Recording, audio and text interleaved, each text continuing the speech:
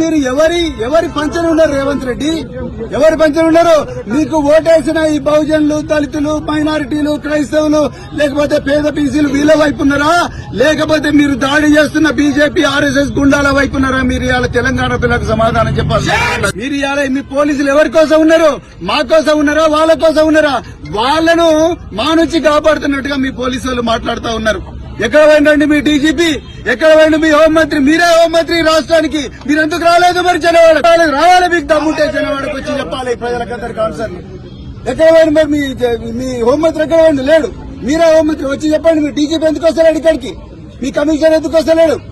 మీ additional diesel ఎందుకు వస్తలేడు? ఎక్కడ పోయింది మీ ఇంటెలిజెన్స్ వ్యవస్థ? ఎక్కడ పోయింది మీ స్పెషల్ బ్రాంచ్?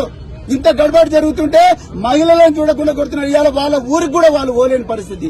అంటే మీరు ఇచ్చిన 6 గ్యారంటీలు అంటే మీ 6 గ్యారంటీలు గంగల పోను. మాకు మా ప్రాణాలకు గ్యారంటీ కావాలి ఇవాళ.